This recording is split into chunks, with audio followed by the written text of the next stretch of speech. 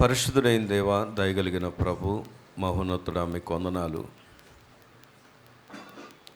ఎంత గొప్ప దేవుడు నాయన, మీ కనికరం ఎంత గొప్పది. మా ఎడల మీరు నూతనమైన వాత్సల్యతను చూపించి అల్పులమైన మమ్మలను అర్హులుగా నీ నామమును స్తుతించడానికి మీరు మాకు అనుగ్రహించినటువంటి ధన్యతను బట్టి మీకు స్తోత్రాలు. ఏ మంచి లేని మమ్మలను ప్రేమించిన దేవుడు, మీ మంచితనము ప్రభు యొక్క నీతిని మాకు ఆపాదించి ఈ రీతిగా ప్రభువా మిమ్మల్ని గణపరచగలిగాం. అది కేవలం మీరు మాకు అనుగ్రహించినటువంటి ధన్యత మాత్రమే. గడిచిన నెలలు తోడుగా ఉండి ఆరాధనీయుడిగా మా జీవితంలో నిత్యము ఆరాధించబడుతూ ఉన్నారు. ఈ దినము తిరిగి నాయన ఈ పునరుద్ధానం మీ శరీరంలో మీ రక్తంలో పాలు పొందులు పొందే కృప ప్రభువా మాకు ఇచ్చినందుకు మీకు స్తోత్రాలు. మేమందరము అర్హులుగా యోగ్యులుగా ఎంచబడినట్లుగా మా జీవితాలు వాక్యపు ప్రత్యక్షతలో సరి చేసుకోగలిగినట్లుగా మీ సహాయం దయచేయండి. మీరు వాక్యమై ఉన్న దేవుడు, మా ప్రతి అవస్థతను ఎరిగిన దేవుడు, మా స్థితిగతులను ఎరిగిన దేవుడు, మా విధేయతలు కూడా ఎరిగిన దేవుడు. ఎక్కడ మేము సరి చేయబడాలో, ఎక్కడ మేము బలం పొందగలమో, మా బలహీనతల నుండి ఎక్కడ విడిపించగలమో, ఆ విడిపించబడే స్థలము నీ మాట మాత్రమే అని ఎరిగి ఈ దినము మీ మాట కొరకు ఎదురు చూస్తున్నాం. నిలబడిన నీ దాసుడు మనుష్యుడు, మాట్లాడేది మీరైతే మా అందరికి మేలు. ఈ మాట మనుషుని యొక్క మాటగా కాక పరిశుద్ధమైనటువంటి జీవము కలిగినటువంటి నీ మాటగా ప్రభువా ఈ దినము ప్రతి ఒక్కరికి స్పందన మీరు కలగ చేయమని ప్రార్థన చేస్తున్నాం. ఇంకా రక్షణను నిర్లక్ష్యం చేస్తున్న ఎందరో చిన్నలు ఉన్నారు, యవనులు ఉన్నారు, పెద్దలు ఉన్నారు. ఇదే రక్షణ దినమని, అనుకూల సమయమని వారి హృదయాలు తెరవబడినట్లుగా, వారి మనోనేత్రాలు వెలిగించబడినట్లుగా, ఆ రక్షణ మార్గంలో వారు కూడా నిలిచినట్లుగా, రక్షించబడిన వారు రక్షణకు తగినట్లుగా బ్రతుకున్నట్లుగా నీ మాట చేత ఈ దినం మనందరినీ బలపరచండి. మీ ఆత్మ సహాయాన్ని మా అందరికీ దయచేయండి. మహిమ మీరే పొందుకొనమని ప్రభువైన యేసు క్రీస్తు వారి యొక్క శ్రేష్టమైన నామంలో ప్రార్థించి స్తుతించి వేడుకుంటున్నాం మా పరమ తండ్రి, ఆమేన్. దేవుని యొక్క పరిశుద్ధ గ్రంథము నుండి కీర్తనల గ్రంథం 103వ కీర్తన, కీర్తనల గ్రంథం 103వ కీర్తన 15వ వచనాన్ని నుండి చదువుకుందాం. నరుని ఆయువు, పేజ్ నంబర్ 506. నరుని ఆయువు గడ్డి వలెనున్నది, అడవి పువ్వు పూయినట్లు వాడు పూయును. దాని మీద గాలి వీచగా అది లేకపోవును, ఆ మీదట దాని చోటు దాన్ని ఎరుగదు. ఆయన నిబంధనను గైకొనుచు ఆయన కట్టడలను అనుసరించి నడుచుకుని వారి మీద,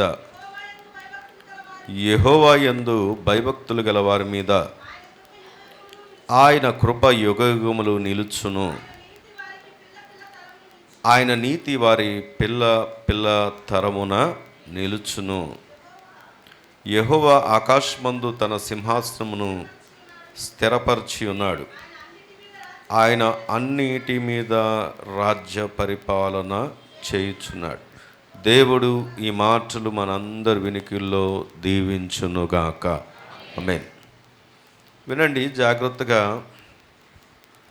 ఇక్కడ వాక్యాన్ని మనం పరిశీలన చేసినప్పుడు నరుని యొక్క ఆయువు గురించి మాట్లాడుతున్నటువంటి మాట ఇది. నరుని ఆయువు దేనితో పోల్చబడింది అంటే గడ్డితో పోల్చబడింది, అడవి పువ్వులతో పోల్చబడింది. గడ్డి అయినా అడవి పువ్వులైనా అవి దాని యొక్క పచ్చదనం లేకపోతే దాని యొక్క జీవం ఎంత కాలం ఉంటుంది అని ఆలోచన చేసినప్పుడు అవి తాత్కాలికమే అని అక్కడ రాయబడి ఉంది. ఎందుకంటే గాలి వీచగా గడ్డి లేకపోవునంట, అలాగే అది ఉన్న చోట అది ఉండదంట. నేను ఒక ప్రశ్న అడుగుతున్నాను, ఎప్పుడైనా మీరు చిన్నప్పుడు చూసినటువంటి గడ్డి ఇప్పటికీ అలాగే గడ్డిగానే ఉందంటారా? ఉందా? ఎక్కడైనా ఏ ఊరైనా, ఎక్కడైనా ఏ ప్రాంతంలో అయినా? లేదు. గడ్డి యొక్క కాలం చాలా తాత్కాలికమైంది. అడవి పువ్వులను కూడా, మనం పువ్వులను కూడా పరిశీలన చేసినప్పుడు మీరు ఎప్పుడైనా చూసారా? ఒకసారే కాసిన పువ్వు ఇప్పుడు దాకా ఉండడం ఎప్పుడైనా చూసారా? లేదు. ఎందుకంటే అది ఉండదు. దేవుడు మనతో ఈ దినం మాట్లాడుతున్నటువంటి మాట ఏంటంటే, ఈ పునరుద్ధానం, దేవుని సన్నిధిలో ఉన్నటువంటి మనం మళ్ళీ పునరుద్ధానం దేవుని సన్నిధిలో ఉంటాం అని శాశ్వతంగా ఉంటాము అనేటటువంటి నిశ్చయత ఎవరు కూడా చెప్పలేంది. కారణం ఏంటంటే, వాక్యం చాలా స్పష్టంగా చెప్తున్నటువంటి మాట ఏంటంటే, నరుని ఆయువు గడ్డి వలె ఉన్నది, అడవి పువ్వు వలె ఉన్నది. నేను చాలాసార్లు మన సంఘంలోంచి పెద్దలైన వారు, ప్రభునందు నిద్రించిన వారు ఎవరైతే ఉన్నారో వారి చర్చ్లోకి అడుగుపెట్టి, ఆరాధనలోకి అడుగుపెట్టి, లాస్ట్ వారి యొక్క అడుగు మందిరం నుండి దాటుతున్నటువంటి ఫోటోలు కొంతమంది ఇప్పటికీ నా దగ్గర ఉన్నాయి. వారి లాస్ట్ మూమెంట్స్. ఎందుకు అంటే, వారు నిద్రించిన తర్వాత వారి జ్ఞాపకం కోసం మళ్ళీ ఆ సీసీ క్యామ్లో తీసి వారి లాస్ట్ మూమెంట్ ఏంటో చూసి బాధపడిన సందర్భాలు ఎన్నో మాకున్నాయి. వారు లేని లోటును జ్ఞాపకం చేసుకున్నటువంటి ఎన్నో సందర్భాలు మాకున్నాయి. ఎందుకు ఈ మాట అంటే, అప్పుడప్పుడు అది గూగుల్లో ఆ స్టోరేజ్ అయిపోయి ఆ నోటిఫికేషన్స్ వచ్చినప్పుడు ఇదే వారి లాస్ట్ అడుగు కదా అని బాధపడినటువంటి ఎన్నో సందర్భాలు ఉన్నాయి. ఈరోజు ఎందుకు ఈ మాట జ్ఞాపకం చేస్తున్నానంటే, ఈరోజు ఇక్కడ ఉన్నటువంటి మనం అందరం అనుకుంటాం, నాకెంతో భవిష్యత్తు ఉంది, నేను ఎంతో ఎంజాయ్ చేయాల్సినటువంటి లైఫ్ ఉంది, అందుకే నేను నాకు ఇష్టం వచ్చినట్టుగా బ్రతుకుతాను, నా ఇష్టానుసారంగా నేను ప్రవర్తిస్తాను, నేను ఎవరికి లోబడాల్సిన అవసరం లేదు, ఎందుకంటే నా జీవితం, నా లైఫ్, నా ఇష్టం, నేను ఎవరికి జవాబుదారిని కాదు, వినాలి అని అనేకసార్లు చాలామంది యొక్క దృక్పథం అలాగే ఉంటుంది. అందుకే ఈరోజు ఈ మాటను పరిశీలన చేసినప్పుడు మన ఆయుష్ను దేవుని వాక్యం చాలా స్పష్టంగా చెప్తున్నటువంటి మాట ఏంటంటే, గడ్డి వంటిది, అడవి పువ్వు వంటిది. అయితే ఇక్కడ చదువుకున్న వాక్య భాగంలో ఒక అశాశ్వతమైనటువంటి జీవితాన్ని అక్కడే రాయబడి ఉంది, ఒక శాశ్వతమైనటువంటి జీవితం కూడా అక్కడే రాయబడి ఉంది. కింద వచ్చిన మనం చదువుకున్నప్పుడు, ఆయన నిబంధనను గైకొనుచు ఆయన కట్టడలను అనుసరించి నడుచుకుని వారి మీద, యెహోవా యందు భయభక్తులు గలవారి మీద ఆయన కృప యుగయుగములు నిలుచును, ఆయన నీతి వారి పిల్ల తరము వరకు నిలుచును. గట్టిగా దేవుని స్తోత్రం చెప్దామా? ఏ అశాశ్వతమైనటువంటి జీవితము మానవుడు కలిగి ఉన్నాడో అదే మానవుడు, తమ్ముడు వినాలి, అదే మానవుడు శాశ్వతమైనటువంటి జీవితాన్ని కూడా దేవుడు ప్రసాదిస్తున్నాడు. మరి ఆ శాశ్వతమైన జీవితం ఎవరికి ప్రసాదిస్తున్నాడు అంటే, చెల్లి వినాలిరా, ఎవరికి ప్రసాదిస్తున్నాడు అంటే, ఎవరైతే ఆయన యందు భయభక్తులు కలిగి, ఎవరైతే ఆయన ఆజ్ఞలను అనుసరించి, ఎవరైతే ఆయన ఇచ్చినటువంటి కట్టడలను అనుసరించి దేవుని యందు భయభక్తులు కలిగి ఉంటారో వారి మీద ఆయన కృప నిరంతరం ఉంటుంది. వారు కూడా ఎలా జీవిస్తారంటే, యుగయుగాలు కూడా జీవించేటటువంటి గొప్ప ఆశీర్వాదాన్ని దేవుడు వారికి అనుగ్రహిస్తున్నాడు. దేవుని స్తోత్రం కలుగును గాక. ఇక్కడ పిల్లల తరమును చూస్తారంట, అంటే దీర్ఘాయుష్యును వారికి అనుగ్రహిస్తాడు దేవుడు. అలాగే శాశ్వతమైనటువంటి దేవుని యొక్క ఉన్నతమైనటువంటి ఆయన ఉండేటటువంటి స్థానంలో కూడా దేవుడు ఉంచడానికి ఇష్టపడుతున్నాడు. కాబట్టి ఈరోజు వాక్యం దగ్గరకు వచ్చి ఆలోచన చేస్తే, నేను ఎప్పుడూ కూడా ఒక విషయాన్ని మీ ముందు పదే పదే ఉంచుతాను. దేవుని వాక్యం మనకు ఏమిస్తుంది అంటే రెండు చాయిసెస్ ఇస్తుంది. ఎందుకు అంటే నువ్వు జీవమార్గంలో ఉండాలా, నీ చేతిలోనే ఉంది. లేదు నువ్వు తాత్కాలికమైన జీవితం జీవించాలా, అది కూడా నీ చేతిలో ఉంది. రెండు కూడా దేవుడు నీ ముందే ఉంచుతాడు. ఎందుకు అంటే దేవుడు మరబొమ్మలు తయారు చేయలేదు. మీరు అనొచ్చు, దేవుడు పాపం లేకుండా చేయొచ్చు కదా, దేవుడు అసలే శాపమే లేకుండా చేయొచ్చు కదా, దేవుడు తను సృజించినటువంటి నరుణ్ణి అందరినీ పరలోకానికి తీసుకెళ్ళొచ్చు కదా అంటే, దేవుడు మరబొమ్మలను తయారు చేయలేదు, అనగా రోబోట్స్ని తయారు చేయలేదు. ఎందుకంటే రోబోట్స్కి సొంత వివేచన, సొంత జ్ఞానం ఉండదు. అదేంటంటే ఒక ప్రోగ్రామ్ ఓరియంటెడ్గా పనిచేస్తుంది. ఏ ప్రోగ్రామ్ని అయితే ఫీడ్ చేస్తారో, ఈ మధ్య నేను రీసెంట్గా చూస్తే మన ఆంధ్రాలోనే ఒక అతను ఒక రోబోట్ని తయారు చేసుకున్నాడు. తనకు కావలసినటువంటి వస్తువులను అందించడానికి ఆ రోబోట్ తనకు కావలసినవి తీసుకొని వస్తుంది. దాని ప్రోగ్రామ్ ఎంతసేపు అంటే తనకు ఉపయోగపడేలాగా చేసుకున్నాడు. మనను అలాగ చేయలేదు దేవుడు. దేవుడు తన యొక్క స్వరూపంలో చేసుకున్నాడు. ఎందుకు అంటే మనకు ఒక ఫ్రీ విల్ ఇచ్చాడు, ఫ్రీడమ్ ఇచ్చాడు. నీకు మంచి చెడులను తెలియజేస్తాడు వాక్యం ద్వారా. నువ్వు ఎలా బ్రతకాలో చెప్తాడు, ఇలాగుంటే బాగుంటుందని చెప్తాడు. అయినప్పటికీ కూడా కొంతమంది ఆ మాటను పెడచెవిన పెట్టిన వారికి నష్టం ఉంది. కానీ ఎవరైతే దేవుని మాటను విన్నారో, ఎవరైతే దేవుని ఆజ్ఞాన్ని అనుసరించారో, ఎవరైతే దేవుని ఆజ్ఞలను అనుసరిస్తున్నారో, ఎవరైతే ఆయన కట్టడల మీద ఆధారపడుతున్నారో, ఎవరైతే దేవునికి నమ్మకంగా ఉన్నారో, వారి మీద దేవుని యొక్క కృప ఎంత గొప్పదిగా ఉంటుందంటే ఈ భూమి మీద ఆశీర్వాదం ఉంది, శాశ్వతమైన ఆశీర్వాదాన్ని కూడా దేవుడు అనుగ్రహిస్తున్నాడు. దేవుని స్తోత్రం కలుగును గాక. కాబట్టి ఈరోజు ప్రభు ఎందుకు ఈ మాట మనతో మాట్లాడుతున్నాడంటే, ఇప్పుడు మనకు ఇవ్వబడినటువంటి ఈ సమయం చాలా విలువైంది. నీ పక్కన ఉన్న చెప్పండి, ఈ సమయం చాలా విలువైంది అని చెప్పండి. ఈ సమయం చాలా విలువైంది. ఈరోజు నీ ముందుంచుతున్న దేవుడు ఇచ్చినటువంటి ఈ సమయం చాలా విలువైంది. ఈరోజు మనం చూడబోతున్నటువంటి అంశం కూడా సమయాన్ని ఎలా సద్వినియోగం చేసుకోవాలి. దేవునికి స్తోత్రం కలుగును గాక. ఎందుకో తెలుసా? ఈ సమయము చెప్పండి చాలా విలువైంది. దేవుని వాక్యం దగ్గరకు వచ్చి ఆలోచన చేస్తే ఎఫెసీ పత్రిక 5వ అధ్యాయం, ఎఫెసీలకు రాసినటువంటి పత్రిక 5వ అధ్యాయం 15వ వచనాన్ని కనుక మనం పరిశీలన చేస్తే, దినములు చెడ్డవి గనక మీరు సమయమును పోనీయక సద్వినియోగము చేసుకొనుచు అజ్ఞానుల వలె కాక జ్ఞానుల వలె నడుచుకొనున్నట్లు జాగ్రత్తగా చూచుకొనుడి. వినాలి. దేవుని వాక్యం ఈరోజు మనతో మాట్లాడుతున్నటువంటి మాట ఏంటంటే, దినములు ఏంటి చెప్పండి? చెడ్డవి. దినములు చాలా చెడ్డవి. నీవు అనుకున్నట్లుగా, ఈరోజు కనబడుతున్నట్లుగా, ఈరోజు నువ్వు ఊహించుకున్నట్లుగా, ఈరోజు నువ్వు ఆలోచన చేస్తున్నట్టుగా ఈ దినాలు మన చేతిలో లేవు. ఈ దినములు ఎలాంటివంటే చాలా చెడ్డవి. ఇంతకుముందు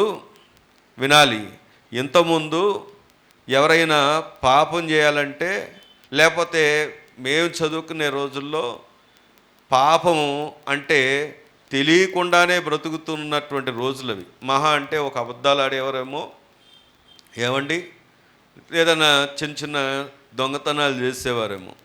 ఇప్పుడు పాపం ఇంట్లోనే ఉంది, ఇప్పుడు పాపం చేతిలోనే ఉంది, ఇప్పుడు పాపం నాశనానికి ఈడ్చుకెళ్ళిపోతుంది వాళ్ళ ఇళ్ళల్లోనే ఉండి. ఎందుకంటే అప్పుడప్పుడు తల్లిదండ్రులు అంటూ ఉంటారు, మా పిల్లోడండి లేదా మా అమ్మాయి అండి మా గడప దాటి వెళ్దండి, కాలేజీకి వెళ్ళి కాలేజ్ నుండి సూటిగా స్ట్రైట్గా ఇంట్లోకి వచ్చేస్తుంది, ఇంట్లోనే ఉంటుందండి. విచిత్రం చెప్పనా? ఆశ్చర్యకరమైన విషయం ఏంటంటే, ఇప్పుడు ఎంత ప్రచార సాధనాలు ఉన్నాయంటే, ఇంట్లో ఉండే చాటింగ్స్ చేసుకోవచ్చు, ఇంట్లో ఉండే పాపం చేయొచ్చు, ఇంట్లో ఉండే సమస్తం కూడా జరిగించవచ్చు, ఇంట్లో ఉండగానే సమస్తం జరుగుతుంది. ఎందుకో తెలుసా? పాపం ఎక్కడుందంటే చేతిలోనే ఉంది. చాలామంది జీవితాలు పతనం అవుతున్నాయి. ఎందుకు పతనం అవుతున్నాయి అంటే ఇన్స్టాగ్రామ్స్లో లేదా ఫేస్బుక్స్లో లేదా ఇంకా రకరకాల సైట్స్లో, రోబ్లాక్స్లో, లేకపోతే ఏదేదో ఉన్నాయి కదా గేమ్స్, వీటిలో చాలా సమయం దుష్టుడు ఏం చేస్తున్నాడంటే వారి లైఫ్లోంచి తీసేస్తున్నాడు, వారి లైఫ్లోంచి దొంగిలిచ్చేస్తూ ఉన్నాడు. దినములు చాలా చెడ్డవి. గంజాయి ఇలాంటి రకరకాల మత్తు పదార్థాలు స్కూల్స్కి వెళ్ళిపోయాయి, స్కూల్ లెవెల్స్లోకి వెళ్ళిపోయాయి, స్కూల్స్ దగ్గరలో ఉన్నటువంటి షాప్స్లోకి వెళ్ళిపోయాయి. ఇప్పుడు ఏంటంటే తప్పించుకోవాలని మంచితనం ఉన్నప్పటికీ తప్పించుకోలేనటువంటి స్నేహితులు, దానికి అలవాటు చేసే స్నేహితులు, అసలు అలవాటే లేకపోతే ఆఖరికి చాక్లెట్స్ రూపంలో కూడా ఏం చేస్తున్నారంటే అలవాటు చేస్తున్నారు. దినములు చాలా చెడ్డవి. ఈ రోజుల్లో వినబడుతున్నటువంటి వార్తలు చూస్తున్నప్పుడు పిల్లలు క్రూరంగా ప్రవర్తిస్తున్నారు, తల్లిదండ్రులు క్రూరంగా ప్రవర్తిస్తున్నారు. ఒక ఆమె తన యొక్క ప్రియుడి కోసం తనకున్నటువంటి పాపని తీసుకెళ్ళి బస్టాండ్లో కూర్చోబెట్టి బస్టాండ్లో వదిలిపెట్టేసి వెళ్ళిపోయింది. తన కన్నబిడ్డ మీద ఉన్న ప్రేమ ఏమైపోయిందో, కానీ ప్రియుడి మీద ప్రేమ తన జీవితాన్ని ఏం చేసిందంటే నాశనం చేసింది. ఈరోజు ఎందుకు ఈ మాట దేవుడు మనతో మాట్లాడుతున్నాడు తెలుసా? లోకం అలాగుంది, దినములు చెడ్డగా ఉన్నాయి, కానీ నువ్వు సమయాన్ని ఏ విధంగా సద్వినియోగం చేసుకుంటున్నావు, ఏ విధంగా ఉపయోగకరంగా నీ జీవితానికి మార్చుకుంటున్నావు. ఎప్పుడు వినబడే మాటే, పాస్టర్ గారు ప్రతి ఆదివారం నిలబడతారు, కనబడతారు, గేటు దగ్గర పలకరిస్తారు. గేటు దగ్గర పలకరిస్తే ఏదో ఒక చిరునవ్వు వేద్దాం, ఓ మాట చెప్పేద్దాం, వెళ్ళిపోదాం అనుకుంటాం. కానీ నీ లైఫ్లో ఆ ఆశీర్వాదాన్ని ఈ పాస్టర్ గారు ఇవ్వలేరు. పాస్టర్ గారు చెప్పగలరు మాత్రమే, దేవుడు చెప్పమంది చెప్పగలడు మాత్రమే. కానీ ఒక దినం ఆ సమయము కోల్పోయినప్పుడు, దేవుని ముందు నిలబడాల్సి వచ్చినప్పుడు నీ పరిస్థితి ఏంటి? మా బాధ్యత, మా భారం, మా కన్నీరు, సేవకులు కడుపు కట్టుకునేది, ఉపవాస దినాలు ప్రకటించేది, ప్రార్థన చేసేది నీ ఆశీర్వాదం కొరకే. నీ ముందు చాయిసెస్ ఉన్నాయి. నీ ఆశీర్వాదం మేము అడిగేవారు మాత్రమే. కానీ ఆ ఆశీర్వాదంలో ఉండవలసిన వ్యక్తి ఎవరు అంటే నీవు. దినములు చాలా చెడ్డవి. అందుకే అక్కడ రాయబడిన మాటను చూస్తే, దినములు చెడ్డవి గనుక మీరు సమయమును పోనీయక సద్వినియోగము చేసుకొనుచు, ఎలా అంట, అజ్ఞానుల వలె కాక జ్ఞానుల వలె నడుచుకొనున్నట్లు జాగ్రత్తగా చూచుకొనుడి. ఎందుకు అంటే చూడండి, మత్తయి సువార్త 25వ అధ్యాయం. ఎందుకు జాగ్రత్తగా చూసుకోవాలి అంటే, మత్తయి సువార్త 25వ అధ్యాయం 26వ వచనాన్ని కనుక మనం చదువుకుంటే, 25వ అధ్యాయం 26వ వచనం చదవండి, ఒక్కరు చదవండి. అందుకు అతని యజమానుడు వారిని చూచి, సోమరివైన చెడ్డదాసుడా, నేను విత్తని చోట కోయివాడను, చల్లని చోట పంట కూర్చుకొనివాడనని నీవెరుగుదువా? అట్లయితే నీవు నా సొమ్ము సాహుకారుల ఎదుట ఉంచవలసి ఉండెను. నేను వచ్చి వడ్డీతో కూడా నా సొమ్ము తీసుకొందునే అని చెప్పి ఆ తలాంతును వాని యొద్ద నుండి తీసివేసి 10 తలాంతులు గలవానికి ఇయ్యుడి. ఇక్కడ వాక్యాన్ని మనం పరిశీలన చేసినప్పుడు, యజమానుడు ఖచ్చితంగా ఒక దినం నిన్ను లెక్క అడుగుతాడు. దేవుని స్తోత్రం చెప్దామా? ఒక దినం నీకు ఇవ్వబడినటువంటి టైం గురించి అడుగుతాడు. నువ్వు సమయం ఎంత సద్వినియోగపరుచుకున్నావు అడుగుతాడు. నీకు చదువు అనే జ్ఞానాన్ని ఇచ్చినప్పుడు ఆ చదువును దేవుని కొరకు ఎంత వినియోగించావని అడుగుతాడు. ఒక ఉద్యోగస్తుడిగానో లేకపోతే ఒక వ్యాపారస్తుడిగానో లేకపోతే ఇంకేదో చేస్తూ ఉన్నావు, నేను కాదన్ను, కానీ దేవుని కొరకు ఎంత కేటాయించావని అడుగుతాడు. దేవునికి ఎంత ఉపయోగకరంగా నీకు ఇవ్వబడినటువంటి తలాంతులు వినియోగించావని అడుగుతాడు. ఎంత ధనాన్ని దేవుని కొరకు నువ్వు వెచ్చించావని అడుగుతాడు. ఎందుకో తెలుసా? ఈరోజు ఒక తలాంతే. మీరు అనొచ్చు, మేము పేదవారం అండి, కానీ నీ పేదరికం దేవునికి తెలుసు. ధనవంతుడు పేదవాడు ఇద్దరు కూడా ఈ భూమి మీద ఉంటారు అని దేవుని వాక్యం చెప్తున్నాడు. కానీ పేద స్థితిలో కూడా దేవుని ఎతికిన వారు అనేకులు పరిశుద్ధ గ్రంథంలో ఉన్నారు. ఒక అప్పం, చివరిగా ఒకే ఒక అప్పం మిగిలింది, అది తిని చచ్చిపోదాం అనుకుంది. ఎవరు? సారేపత్తి గ్రామంలో ఉన్న ఒక విధవరాలు. కారణం ఏంటంటే తన లేమది, ఇంకా అదే లాస్ట్ అప్పం, కరువు, చనిపోవాల్సిన పరిస్థితి. కానీ దైవజనుడికి దేవుడు చెప్పాడు, ఆమెను దీవించాలనుకున్నాడు, దైవజనుడిని పంపించాడు.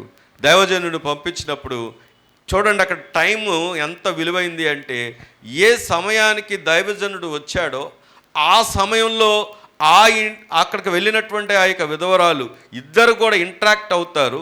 ఆ ఇంటరాక్షన్స్లో అడుగుతాడు ఆయన, ఇదిగో నన్ను దేవుడు పంపించాడు, నీ దగ్గర ఏముంది అని అడిగితే ఆమె చెప్పుద్ది, నా దగ్గర చివరిగా ఒక అప్పము ఉంది, అది తిని నేను బిడ్డ చనిపోదాం అనుకున్నాను అని చెప్పినప్పుడు ఆయన అంటాడు, నాకు ఇవ్వది. అదేంటయ్యా చివరప్పం అని చెప్పాను కదా, ఇమ్మంటున్నారేంటి, మేము చనిపోతామంటే అని అనుకోలేదు ఆమె. దేవుడు చెప్పిన మాటకు విధేయత చూపించింది, దేవుని మాటను లక్ష్య పెట్టింది, దైవజనుడికి లోబడింది. అద్భుతం ఏంటంటే అదే ఆమెకు ఆశీర్వాదకరంగా మారింది. దేవుని స్తోత్రం కలుగును గాక. ఒక మాట చెప్పమంటారా? దేవుడు నీకు ఏమిచ్చాడో దేవునికి తెలుసు, కానీ నువ్వు దేవుణ్ణి ఎంత ప్రేమిస్తున్నావు అన్నదే ప్రాముఖ్యం. నువ్వు అడ్డుగా లేకపోతే నువ్వు చెప్పుకునే కారణాలు, సాకులు ఏదైతే ఉన్నాయో, అయ్యా అందుకే రాలేకపోతున్నాను, అందుకే ఉండలేకపోతున్నాను, అందుకే ఇవ్వలేకపోతున్నాను, అందుకే చేయలేకపోతున్నానంటే దేవునికి తెలుసు అంటారా తెలియదంటారా? తెలుసు. దేవునికి తెలియదా? తెలుసు. కానీ ఒక దినము ప్రభువు దగ్గర నిలబడినప్పుడు నీ సమాధానం ఏమిటి? నేను ఒకసారి ఒక వ్యక్తి గురించి చదివాను. ఆయన తన యొక్క ఫ్యామిలీని బాగా చూసుకోవాలని ఆశపడ్డాడు. ఆయన ఒక చిరు ఉద్యోగం, ఏదో ఎగ్జామ్స్ రాస్తే కొంత ఫైల్లోకి రావచ్చు, కొంత ఎదగొచ్చు, నా ఫ్యామిలీకి నేను స్పేర్ చేయగలుగుతానని అనుకున్నాడంట. భార్యకు కానీ పిల్లలకు కానీ దేవునికి కానీ అవకాశం అంటే సమయం ఇవ్వకుండా బాగా కష్టపడుతున్నాడు. బాగా కష్టపడుతున్నాడు. దాని కొరకు చదువుతున్నాడు, ఉద్యోగం చేస్తున్నాడు, చదువుతున్నాడు, కష్టపడుతున్నాడు. ఒకరోజు ఆయన కోరుకున్నట్లుగానే ఆయన ప్రమోషన్ వచ్చింది, శాలరీ పెరిగింది, కొంచెం స్థితి బాగుంది. ఆ టైంలో ఫ్యామిలీ భార్య అంటుంది, ఏమండి చాలా సంతోషం అండి, మీరు మాకు సమయం ఇవ్వండి, దేవునికి సమయం ఇవ్వండి, మనము ఉన్న దాంట్లో ఆనందిద్దామంటే ఆయన అంటాడు, కాదు, ఇది మనకు సరిపోదు, ఇంకొద్దిగా వృద్ధిలోకి వద్దాం, ఇంకొద్దిగా కష్టపడతాను నేను అని చెప్పేసి ఇటు కుటుంబానికి కానీ ఇటు దేవునికి కానీ సమయం కేటాయించకుండా మళ్ళీ కష్టపడుతున్నాడు. అలాగ రాసుకుంటూ అలా కష్టపడుతూ ఒకరోజు అన్నిటికంటే మంచి పోస్ట్లోకి వచ్చాడు. ఒక మంచి ఫాష్ ఏరియాలో మంచి బిల్డింగ్ ఉన్నాడు. ఈ రాత్రి ఆయన అనుకుంటున్నాడు, నా భార్యకు నా పిల్లలకి నేను సర్ప్రైజ్ ఇస్తాను, నేను కొన్నటువంటి బిల్డింగ్లోకి 3 బెడ్రూమ్ బిల్డింగు కొన్నాను, చక్కగా వాళ్ళకి సర్ప్రైజ్ ఇస్తానని రాత్రి అనుకున్నాడు. రాత్రి పడుకున్నాడు, కానీ ఉదయము తిరిగి లేవలేదు. నా ప్రశ్న ఏంటంటే, బిల్డింగ్ తన జీవితాన్ని నిలబెట్టిందా? తన ఫ్యామిలీకి ఆనందాన్ని ఇచ్చిందా? ఈరోజు చాలామంది కోరుకునే ఆశీర్వాదం ఏంటో తెలుసా? మాకు ఇది ఉంటే చాలు, దేవుడు ఉన్నా లేకపోయినా దేవునికి వారి హృదయంలో స్థానము లేదు. ఆశ్చర్యమైన విషయం ఏంటంటే, వారి జీవితంలో దేవుడు ఎన్నో అద్భుతాలు చేశాడు, ఆరోగ్యాలు ఇచ్చాడు, అభివృద్ధినిచ్చాడు, బిడ్డలకు దీవెనిచ్చాడు, వారి ఆశీర్వాదకరమైనటువంటి స్థితినిచ్చాడు. ఈరోజు ఇంకా కుటుంబంతో ఆనందించగలుగుతూ ఉన్నారు. కానీ దేవునికి మాత్రం స్థానము ఇవ్వలేకపోతున్నారు. కానీ ఒక మాట ఈ రాత్రి క్షమించాలి, ఈ ఉదయం దేవుడు మాట్లాడుతున్న మాట ఏంటంటే దినములు చెడ్డవి, సమయాన్ని పోనీయొద్దు, సద్వినియోగపరుచుకోండి. రీజన్ ఏంటంటే అక్కడ అంటున్నాడు, నీ దగ్గర ఉన్నది ఒక్క తలాంతే, కానీ ఆ ఒక్క తలాంతును కూడా దేవుడు తీసేసుకోకముందే ఆ యొక్క వాక్యాన్ని మనం పరిశీలన చేసినప్పుడు ఒక దినం ప్రభు వస్తున్నాడు, లెక్క అడుగుతాడు. నీకున్న స్థితిలో నేను నమ్మకత్వం కోరుకుంటున్నాడు. నేను ఉన్నతమైనటువంటి స్థితిలో నమ్మకత్వం ఏం కోరుకోవట్లేదు. నువ్వు ఎంత నమ్మకంగా నువ్వున్న స్థితిలో నువ్వు నమ్మకంగా ఉండగలుగుతావో ఆ స్థితిలోనే నిన్ను కోరుకుంటున్నాడు. ఎందుకంటే ఇక్కడ ఒక తలాంతోడు ఉన్నాడు, 10 తలాంతులు కలిగిన వాడు ఉన్నాడు. దేవుడు 10 తలాంతులు కావాలా, ఒక తలాంతులు బట్టి ఫలితాన్ని ఇచ్చేవాడు కాదు.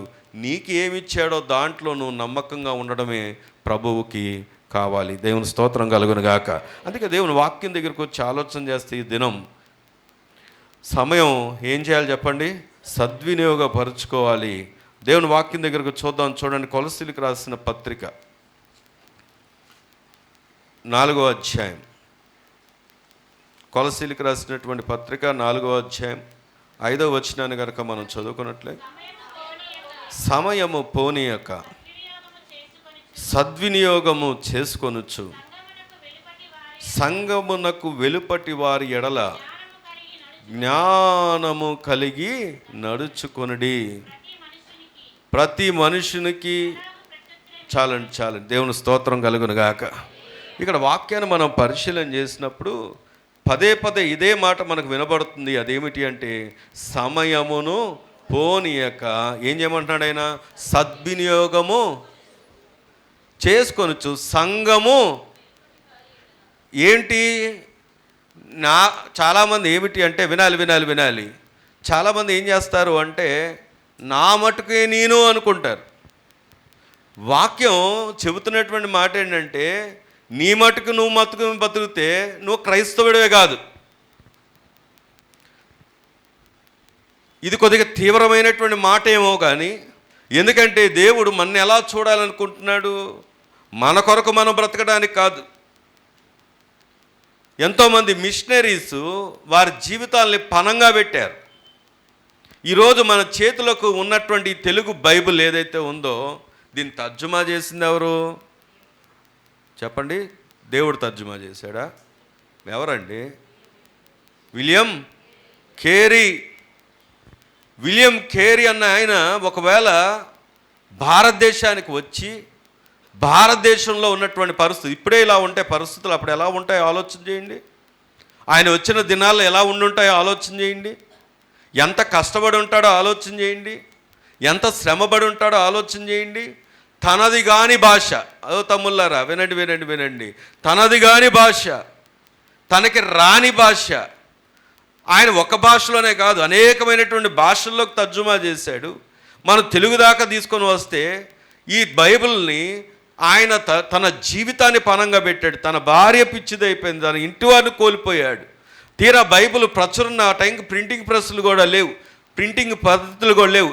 మొత్తం అంతా తర్జుమా అంతా చేసి పేపర్లో రాసుకొని ఆయన కష్టపడి తన జీవితాన్ని దారపోసి అది ప్రింటింగ్ కోసం సిద్ధం చేసిన టైంలో ఒక అగ్ని ప్రమాదం జరిగి తర్జుమా చేసిందంత ఏమైపోయిందో తెలుసా?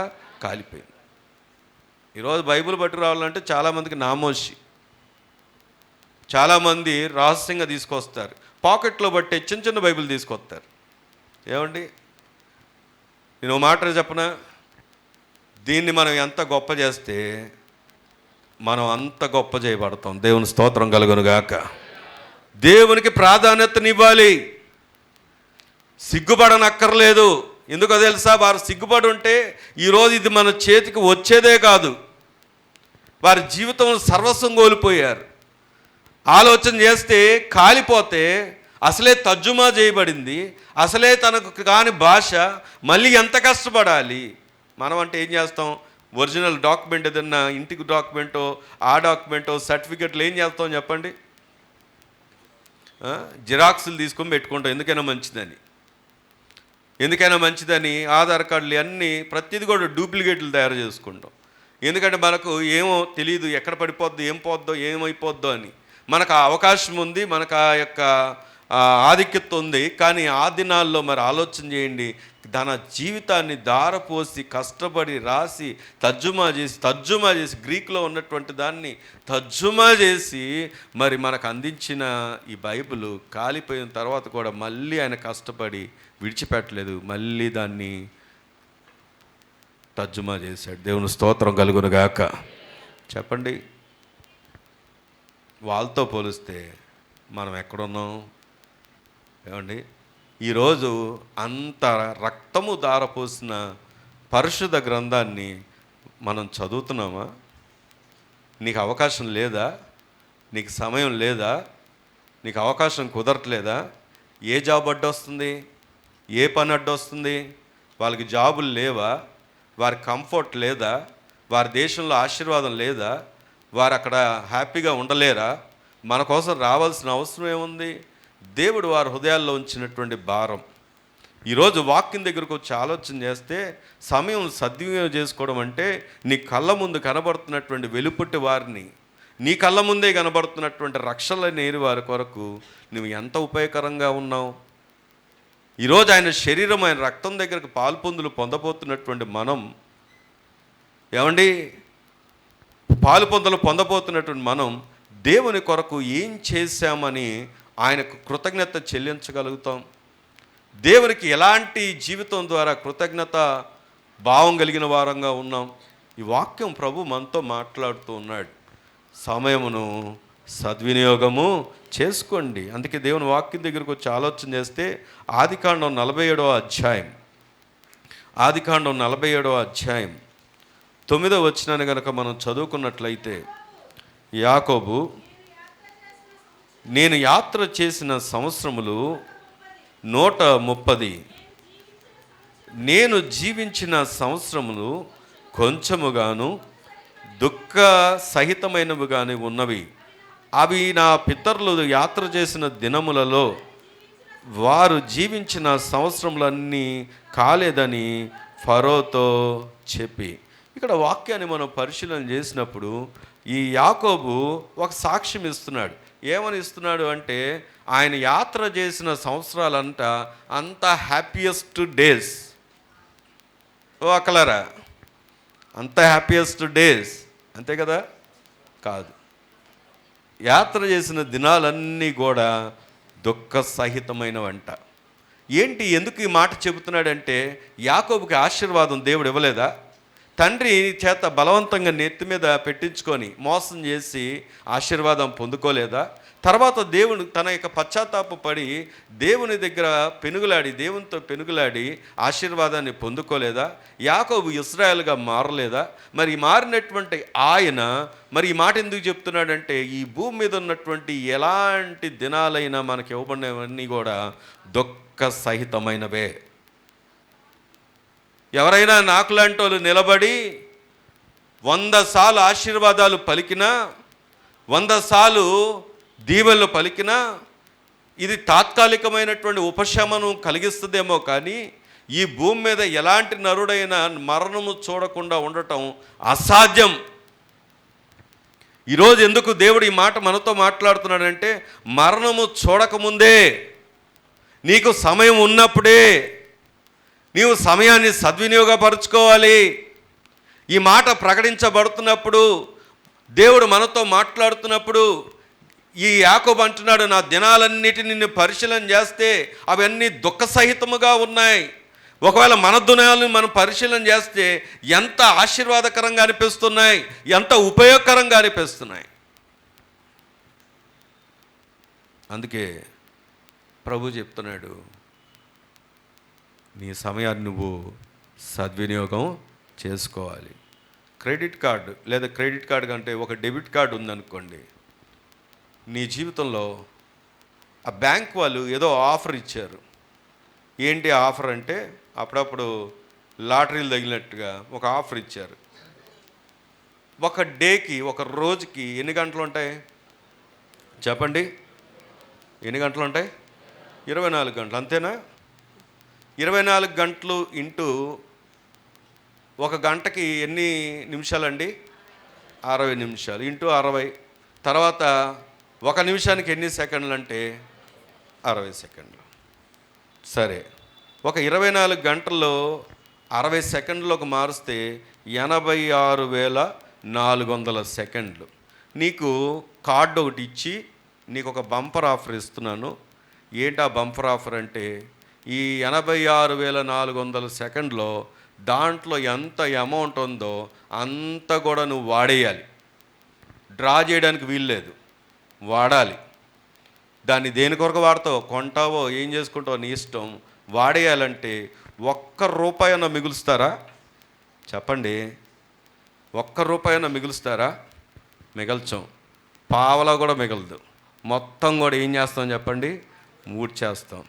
ఇప్పుడు ఒక రోజు 86,400 సెకండ్లు నీ లైఫ్లో పర్ డే ఇచ్చాడు.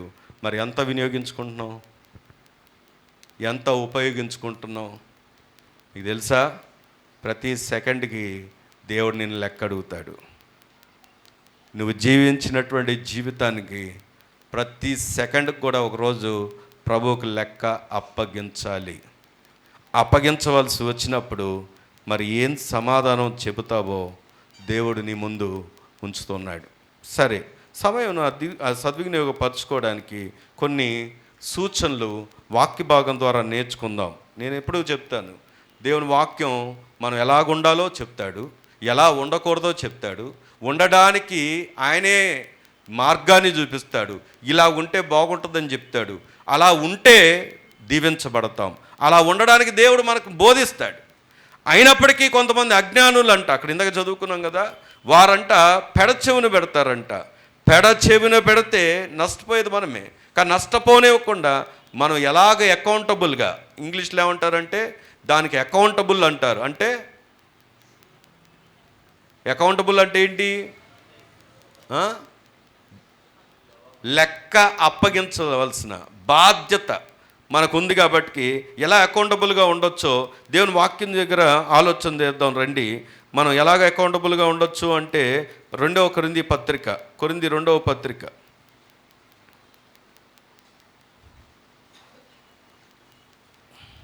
5వ అధ్యాయం 10వ వచనాన్ని చదువుకుందాం. అయితే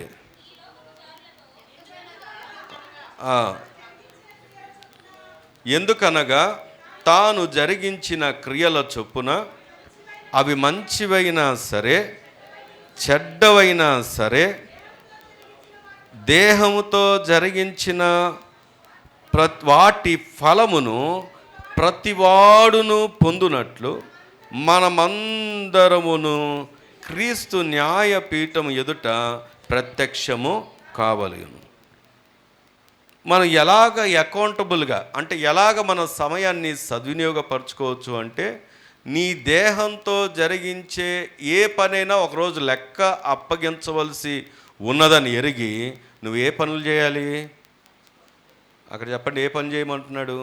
మంచి పని. నీ పక్కన వాళ్ళు చెప్పండి, ఏ పని చేయాలి? మనం ఏ పని చేయాలి? ఒక మాట అడగనా, మంచి పనులు అంటే ఏంటో మనకు తెలుసు అంటారా, తెలియదు అంటారా? పాపం కాందేదో అది ప్రతిదీ కూడా మంచిదే. పాపం ఉన్నది, ఒకవేళ పాపం కలిగి ఉన్నది ఏదైనప్పటికీ కూడా అది ఎప్పటికీ మంచిది కాలేదు. ఈరోజు పాపం అంటే నీకు తెలియదన్నవారు, చిన్న పిల్లల మొదలుకొని పెద్దల వరకు తెలియని వారు ఎవరైనా ఉన్నారా?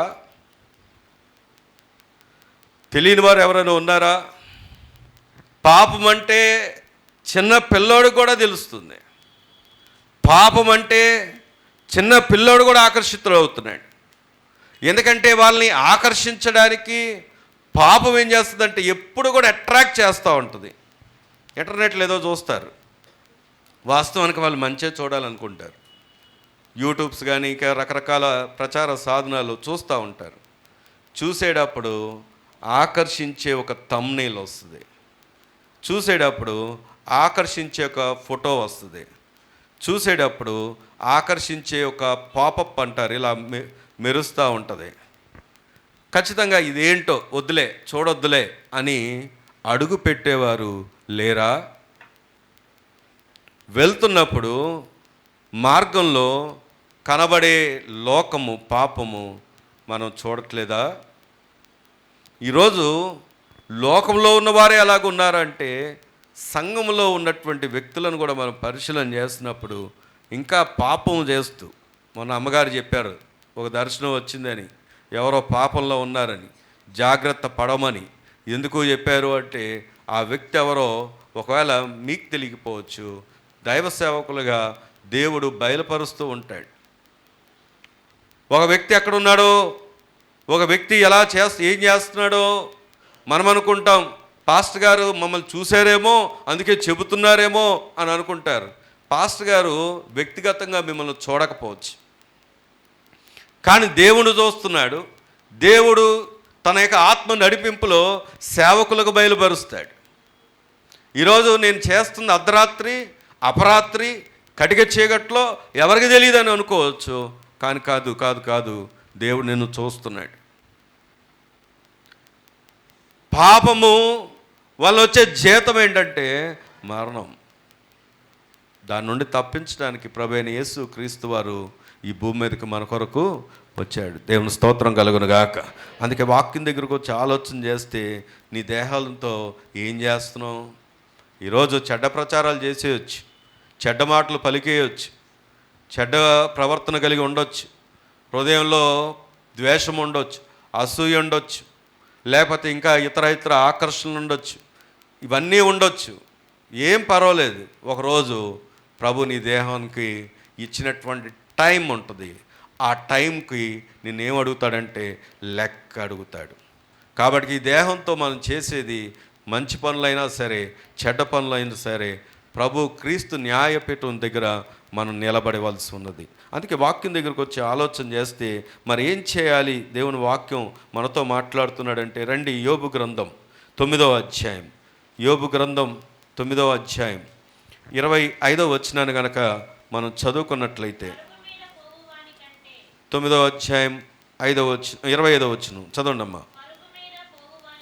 పరుగు మీద పోవువాని కంటే నా దినములు త్వరగా గతించుచున్నవి, క్షేమము లేకయే అవి గతించిపోవుచున్నవి.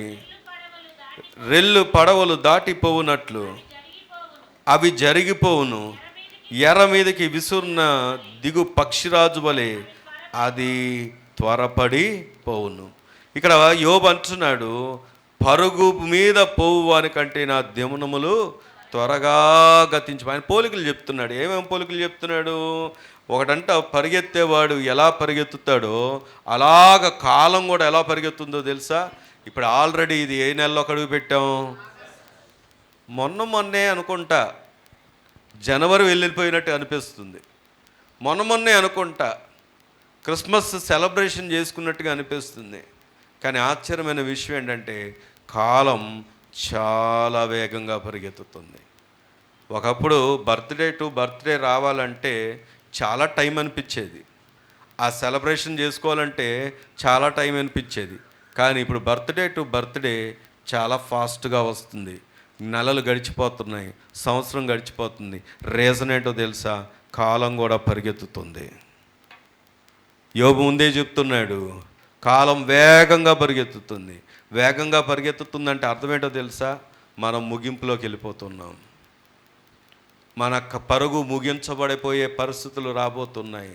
ఇదేంటి పాస్టర్ గారు ఈరోజు అంత మరణం గురించి లేకపోతే ముగింపు గురించి మాట్లాడుతున్నారు అనుకుంటున్నారా? ఇది నేను అనుకునే మాట కాదు, దేవుడు పలుకుతున్నటువంటి వాస్తవం. మరణం అనేది దేవుడు అంటున్నట్టు మాట ఏంటంటే, ఎప్పుడు కూడా కాలాన్ని బట్టి రావట్లేదు నేటి దినాల్లో. కానీ ఒక అర్థవంతమైనటువంటి జీవితం, ఒక ఉపయోగకరమైనటువంటి జీవితం, దేవునికి సద్వినియోగకరమైనటువంటి ఒక జీవితం నువ్వు జీవించాలని ప్రభు దగ్గర నిలబడినప్పుడు అది విలువగా ఎంచబడడానికి దేవుడు మనతో మాట్లాడుతున్నాడు. అక్కడ గమనిస్తే రెల్లు పడవలు దాటిపోవునట్లు అవంట. ఎప్పుడైనా పడవలు చూసారా? ఒక దగ్గర ఉంటుందా పడవ? అది ఏమైపోద్దో తెలుసా? దాటిపోద్ది. నేను కాకినాడలో ఒకసారి వెళ్ళినప్పుడు, కాకినాడలో ఉప్పలంక అనే ప్రాంతంలో చిన్న కాలువ ఉంది. ఏదో పని మీద వెళ్ళినప్పుడు, అప్పట్లో దానికి ఇంజిన్ లేదు, ఇంజిన్ లేకపోతే నేను కూర్చున్నాను, ఇంకా నాతో పాటు ఎవరెవరు కూర్చున్నా గుర్తులేదు, కానీ అందులో ఆ తెరచాప ఉంది. తెరచాప ఉంటే ఆ కరెక్ట్గా కాలువ సముద్రంలోకి వెళ్తుంది. అది కాలువలో ఉన్నంతసేపు ప్రశాంతంగా గాలికి వాళ్ళు ఇలాగా తీసుకెళ్తున్నారు, చాలా చక్కగా వెళ్తుంది. అసలు ఏం అనిపించలేదు. కరెక్ట్గా సముద్రంలోకి అడుగు పెట్టేటప్పుడు అది స్ట్రైట్గా వెళ్తుంది. ఎలా వెళ్తుందంటే ఇలా ఇలా వంకరగా తెరచాప కిందకు తగులుతుందా అన్నట్టుగా ఇలా బెండ్ అవుతుంది. అసలు చాలా అంటే చాలా, నేను అప్పుడు కొద్దిగా చిన్నోడిని, చాలా అంటే చాలా భయం వేసింది. ఎందుకంటే మళ్ళీ అది కాలువలో కడుగు పెట్టేంత వరకు కూడా ఒక అదుపు తప్పినట్లుగా వెళ్తుంది అది. మీకు ఒక మాట చెప్పనా, కాలాన్ని పడవతోనే పోల్చాడు. అదంట మన అదుపులో ఉండదు, అది వెళ్తానే ఉంటుంది. వెళ్ళేటటువంటి నీవు ఏం చేస్తున్నావు నీ కాలాన్ని? వెళ్తున్నటువంటి నీవు ఎలా ఉపయోగించుకుంటున్నావు నీ కాలాన్ని? అందుకే వాక్యం దగ్గరకు వచ్చి ఆలోచన చేస్తే దేవుని వాక్యం చాలా స్పష్టంగా చెప్తున్నటువంటి మాట. రండి దేవుని వాక్యం నుంచి చూద్దాం ఎలాగ సద్వినియోగపరచుకోగలం అంటే. దేవుని మాట చెబుతున్న మాట 95వ కీర్తన మనకి ఇవ్వబడినటువంటి ఈ అవకాశాల్లోనే మనం ఏం చేయాలి అంటే 95వ కీర్తన 6వ వచనాన్ని చదువుకుందాం. ఆయన మన దేవుడు. ఒక్కరు ఎత్తినప్పుడు ఆపేసండి ఇంకొకరు. ఆయన మన దేవుడు, మనము ఆయన పాలించు ప్రజలము, ఆయన మేపు గొర్రెలం. రండి నమస్కారం చేసి, మొట్టమొదటిగా మనం ఏం చేయాలి చెప్పండి? మొట్టమొదటిగా మనం ఏం చేయాలి? నమస్కారము చేసి, నీ పక్కన వాళ్ళు చెప్పండి, ఏం చేయాలి? ఎవరికి? లోకానికి కాదు. అక్కడ చాలా స్పష్టంగా ఉన్నమాట ఏంటంటే, ఆయన మన దేవుడు, ఆయన పాలించు ప్రజలము, ఆయన మేపు గొర్రెలం. నీవు అనుకోవచ్చు, నన్ను గవర్నమెంట్ పోషిస్తుందిగా. ఒకవేళ పెన్షన్ తీసుకుంటున్న వృద్ధులు అనుకోవచ్చు, గవర్నమెంట్ కదా మాకు పెన్షన్ ఇచ్చేది. లేదా ఉద్యోగస్తులు అనుకోవచ్చు, మా పైన ఉన్నటువంటి కంపెనీ వాళ్ళు కదా ఇచ్చేది. లేకపోతే వ్యాపారస్తులు అనుకోవచ్చు, మేము వ్యాపారం చేస్తే కదా వచ్చేది. లేదా రైతులు అనుకోవచ్చు, నీవు పంట పండిస్తే కదా వచ్చేది. ఇంకా ఇతర అనుకోవచ్చు, మేము ఇలా కష్టపడితే కదా వచ్చేది. కాదు కాదు కాదు నీవు కష్టపడడానికి నీకు ఆరోగ్యాన్ని ఇచ్చి, నిన్ను పోషించడానికి నీకు ఉద్యోగాన్ని ఇచ్చి, నీకు ఉద్యోగం లేదా నీ పనులు లేదా వ్యాపారాలు లేకపోతే నీకు ఆయా ఏదైతే నువ్వు పోషించబడతావో తగిన సమకూర్పునిచ్చి దేవుడు ఏం చేస్తున్నాడంటే నిన్ను పాలిస్తున్నాడు, నిన్ను పోషిస్తున్నాడు. దేవుని స్తోత్రం కలుగునుగాక. ఎందుకో చెప్పమంటారా? రైతు ఏమండి 4 నెలల్లో 6 నెలల్లో కష్టపడితే ఆ ఒక్క వర్షం వస్తే ఏమైపోద్ది చెప్పండి? పంట. మరి అది బ్రతకడానికి, అది బ్రతికి అంటే అది ఉండడానికి, అది పంట పండడానికి, పంట నిలవడానికి దేవుడే కదా సహాయం చేసేది. ఈ రోజులో మనం గమనిస్తే జపాన్ అంటే అత్యాధునికమైనటువంటి, ఎందుకంటే మొన్న ఈ మధ్య ఒక డాక్టర్ గారితో కొద్దిగా ఓ పావుగంట ఇంటరాక్షన్ జరిగితే ఆయన డాక్టర్ గారు చెప్తున్నారు, ఆయన జపాన్ వెళ్ళారంటారు రీసెంట్గా. జపాన్తో పోలుస్తూ భారతదేశం, ఇండియా ఏమండి ఎంతో వెనకబడిపోయిందండి. 100 సంవత్సరాలు వెనకున్నాం మనం, వాళ్ళు 100 సంవత్సరాలు ముందున్నారు. అంత టెక్నాలజీ, అంత అక్కడ ఉన్నటువంటి ఈ విధానము చూసినప్పుడు జపాన్ చూస్తే చాలా ఆశ్చర్యం వేసింది. ప్రపంచం మొత్తంలో నీటెస్ట్ కంట్రీ ఏదైనా ఉందంటే జపాన్ అని చెప్పి అసలు ఆ దేశంతో మన దేశాన్ని పోల్చి చెప్పాడు ఆయన. కానీ ఒక మాట చెప్పనా, అంత టెక్నాలజీ ఉంది, అంత జ్ఞానం ఉంది, సునామీ వస్తే ఆపగలుగుతున్నారా? జపాన్లో ఎక్కువ శాతం ఏమొస్తాయంటే భూకంపాలు, సునామీలు. మరి ఆపగలుగుతున్నారా? ఆపగలిగిన వారు ఎవరున్నారు? ఎల్లలు వేయగలిగిన వారు ఎవరున్నారు? ఈరోజు మా టెక్నాలజీ మమ్మల్ని బ్రతికిస్తుంది అని చెప్పగలగడానికి ఏదైనా ఉందా? BYD అని ఎప్పుడైనా కార్లు ఇప్పుడు ఇండియాలో మీరు కనబడుతూ ఉంటుంది, ఎలక్ట్రిక్ కార్స్. అది చైనా దేశానికి చెందినటువంటి కార్స్. అది ఆ చైనా దేశంలో టాపెస్ట్ కార్స్లో అదొక కారు. అది దాని యొక్క వినాలి, ఆ కంపెనీ యొక్క మోడల్లో అది రోడ్ల మీద మాత్రమే కాదు, నీళ్ళల్లో కూడా నడవగలిగినట్లుగా దాన్ని టెక్నాలజీ డెవలప్ చేశారు. ఇండియాలో ఉన్న మోడల్స్కి ఉన్నాయో లేదో నాకు తెలియదు, కానీ చైనాలో వారు నీటి మీద కూడా నడుస్తుంది అది కారు, పడవలాగా. అంత టెక్నాలజీ కలిగిన కారు, అంత టెక్నాలజీ కలిగినటువంటి దేశాలు. కానీ మొన్న మధ్య రీసెంట్గా దాన్ని ట్రయల్ వేస్తున్నప్పుడు జరిగింది ఏంటంటే, అది మ్యాన్ అని అందులో డ్రైవర్లెస్ కార్గా అది చేస్తున్నప్పుడు అది ఆగట్లేదు, ఆపలేకపోతున్నారు. అది అడ్డొచ్చిన వాటినన్నిటిని గుద్దుకుంటూ తిరుగుతానే ఉంది. అంత టెక్నాలజీని ఏం జరుగుతుందంటే ఒకానొక సమయంలో ఏమైపోతుందో తెలుసా? ఫెయిల్ అయిపోతుంది. ఈరోజు ఎందుకు ఈ మాట జ్ఞాపకం చేసుకుంటున్నామంటే, మానవ మేధస్సుకు మించిన మేధస్సు, మానవ జ్ఞానానికి మించినటువంటి జ్ఞానం, ఏకైక జ్ఞానం మన దేవుడికి ఉంది. దేవుని స్తోత్రం కలుగును గాక. ఆ దేవుడే మన్ని పాలిస్తున్నాడు, ఆ దేవుడే మన్ని పోషిస్తున్నాడు. నువ్వు ఏ స్థితిలో ఉన్నా, అది పేద స్థితి అవ్వచ్చు, మధ్యస్థితి అవ్వచ్చు, ఉన్నత స్థితి అవ్వచ్చు, వారికి తగినట్లుగా వారు పోషించబడుతున్నారంటే కారణం ఏంటంటే మన దేవుడు మన ఎడల కృప చూపిస్తున్నాడు. అందుకే ఇక్కడ వాక్యం ద్వారా ఆయన ఏం మాట్లాడాలనుకుంటున్నాడు అంటే, మనమంట ఆయన ఏం చేయాలంట? యెహోవా సన్నిధిని మోకరించుదాం. ఈరోజు చాలామంది రాజకీయ నాయకుల దగ్గర మోకరిస్తారు, చాలామంది వారికి ఉన్నటువంటి అధికారుల మీద మోకరిస్తారు, ధనవంతులు, బంధువులు. ఎందుకంటే బంధువులు వస్తున్నారంటే చూడండి, అవసరమైతే ఆరాధనలు మానేసి ఆగిపోయే వాళ్ళు ఉంటారు.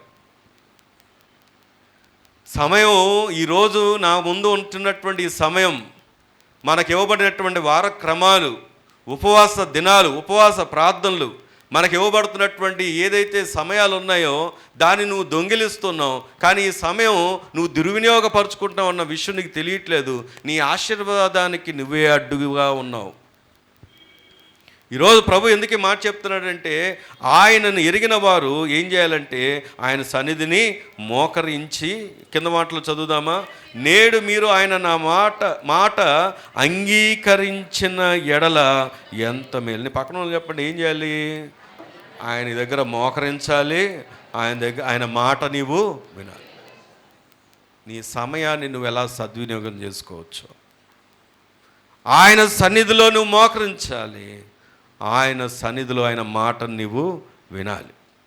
నీ ఆశీర్వాదం ఎక్కడుందంటే ఇదిగో అక్కడ అంటాడు చూడండి, కింద వచ్చిన వాళ్ళు చెప్తాడు, అరణ్యమందు మెరిబా యొద్ద మీరు కఠినపరుచుకుని నట్లు, మస్సా దినము మీరు కఠినపరుచుకున్నట్లు మీ హృదయములను కఠినపరుచుకొనకుడే. అక్కడ ఏం జరిగిందో తెలుసా? మీ పితరులు నన్ను పరీక్షించి శోధించి నా కార్యములు చూచిరి.